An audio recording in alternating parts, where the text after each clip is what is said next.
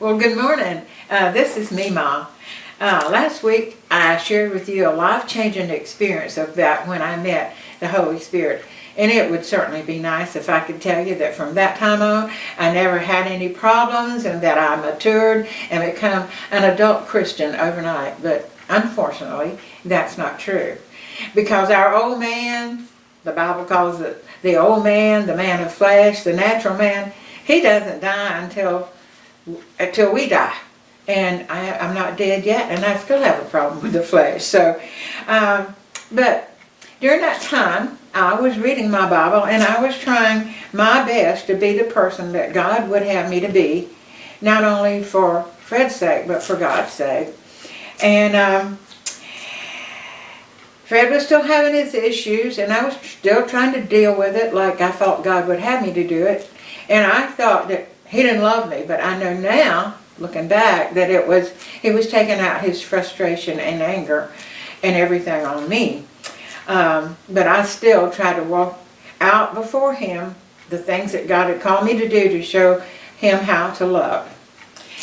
And it was during this time, I was still in Sunday school, doing what I needed to do, teaching, that I was reading the Sermon on the Mount. And the attitudes that God would have us put into practice. And I knew that I fell far short from what he would have me to do. And he told us not to worry about the things that we didn't have. You know, he said, I know what the things that you have need of, and I'm going to provide them for you, so you don't need to worry about them. And I thought, how can you not worry about things? I mean, Fred and I had been married for 4 years and things weren't getting any better, and I didn't have none of the things, and every time we'd get a little bit of money we had to spend it on something else. And so I wanted things like everybody else wants things. And so then I was reading in Matthew 6:33, and it says, "But seek ye first the kingdom of God and his righteousness, and all these things shall be added unto you." And I thought, well, I mean, he's saying the things that I desired, the things, the material things, the things that I wanted to make life better with, would be added unto me if I sought his kingdom first. Well, how in the world do you go about seeking God's kingdom? I didn't know, but I thought, well, the only way I know to do it is to read my Bible and to go to Sunday school and church, and so that's what I decided that I would do.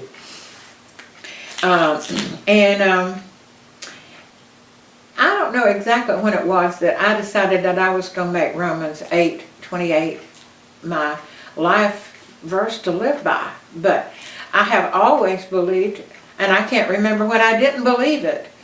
And like I said, I don't remember when I learned it. But all things, in Romans 8:28 says, all things work together for my good because I love God and I've been called according to his purpose. And I'm going to tell you that I've had some rough things that come in my life, but I've always believed that something good was going to come out of it. And God had not seen fit for Fred and I to have a child at this time. But looking back, Romans 8:28 makes me realize that I probably wasn't prepared to be a mother with all the other problems that I was having with Fred until we had been married for about 5 years. And I remember that it was in November of 1959 that we were going to go to my sister's for Thanksgiving. And the night before we went, Fred had killed some ducks. He'd gone duck hunting. And I cooked them. And oh my goodness, I got so sick. I couldn't sit up, and we had company, and I couldn't even eat the ducks that I had cooked for my company. So on the way to James that Thanksgiving morning, I got so sick, I couldn't sit up in the car. I have never been so sick in all my life. So when I got to James, I told her what was happening, and she says, "You're pregnant." I couldn't believe it. I mean, even the doctors told me later, they said, it's a miracle that you ever got pregnant to start with because your uterus was tilted so far back. But anyway, to say that I was overjoyed at the thought of being a mother would be putting it mildly.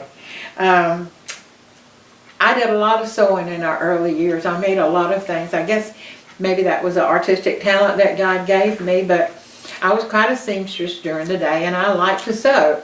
And so I made my maternity dresses, and then to get ready for my baby that was coming, I went out and I couldn't afford new furniture. We did buy a new crib, but I bought an old dresser and I stripped it and painted it white, and I painted the room pink, and I had curtains that had a cute nursery theme in it, you know, and it was really pretty. I just couldn't wait for my baby to be there. So anyway, somebody says, well, what are you going to do? Back then you didn't know if you were going to have a boy or a girl.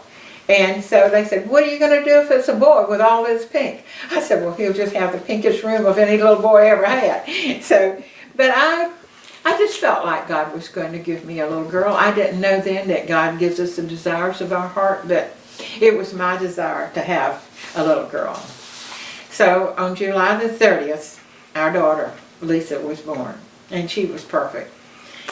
She had a few bouts with a colic when I first brought her home until I got a formula adjusted, but and the doctor gave me a book to guide me to be a good mother, and it was Dr. Spock, and a lot of you that are my age knows about Dr. Spock. But anyway, he told me not to listen to any old wives' tales, to listen to him, and so by listening to him, we were home only a week whenever she skipped her 1 a.m. feeding, and he had told me not to give her a feeding if she slept through it.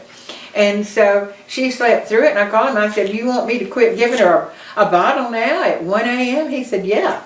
He said, she'll drink it whenever she needs it. So from that time on, she went to sleep and didn't wake up for her 1 a.m. feeding. And so she was a good baby. She was beautiful, and she was happy and smiling. She never gave us any trouble. And Fred, by today's expression, was over the moon. I mean, she couldn't do anything wrong as far as he was concerned. And I might not have felt like he loved me, but there was no doubt in my mind that he loved Lisa. And so he told me later, he said, I felt like I was free to love her because she wasn't going to be taken away from me, or I wasn't going to get to have a chance to raise her. And he didn't get a chance to raise Rebecca and have any say-so in how she grew up, but he felt like that Lisa was his and ours, and he was going to see that she was a perfect child. One incident that stands out in my mind about our early years with Lisa was, that was funny, was he said, no child of mine is ever going to have a pacifier. I hate plastic, and she's not going to have a pacifier. So I thought, well, okay. I mean, I usually went along with what he wanted to do. And so one night she was crying, and I did everything in the world I could to keep her from crying, and she just would not be pacified anyway. I tried. So in a few minutes he got up and grabbed his coat and started out the door, and I said, where are you going? He says, I'm leaving. He said, I can't stand this crying. I'm getting out of here. And I said, wait a minute. I laid Lisa down on the couch, and I said, I can't stand it either. I'm going with you. And so now I know that it was God that told me to do that. So anyway, of course that stopped him, and he went out and he bought a pacifier and brought it back. And so we had a baby that had a pacifier, even though he said he wasn't going to have one that did that. But from the time that Lisa was a baby, she was in church. I still taught Sunday school every Sunday.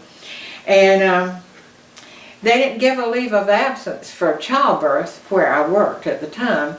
And so I was able actually to draw unemployment, and I got to stay home with Lisa. And just about the time the unemployment ran out, they called me back and said they needed temporary help. So I went back temporarily, and then after I'd been there, they says, well, we really have an opening and we'd like for you to come back. And because we needed the money financially, I went back to work, and I had to leave Lisa at home with a babysitter, and she also did my ironing, but I did the rest of the work myself. But in May of 1965, this is about the time Lisa was 5 years old, we had a lay witness mission at the church.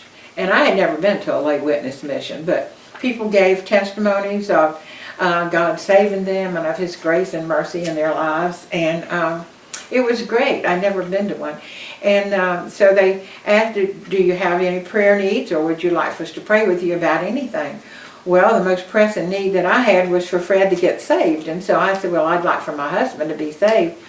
And I never will forget the man that says, well, would you be willing for God to do anything short of taking injury or taking someone's life for God to save Fred? And I didn't have time to think about all the ramifications that might be, but I said, sure. So anyway, they prayed that Fred would be saved. And so next week, I'll be sharing with you how Fred got saved and the miracles that another miracle that God performed. And I hope you'll listen. Believe you'll be blessed. Thank you. So listen, like, comment, share, and subscribe.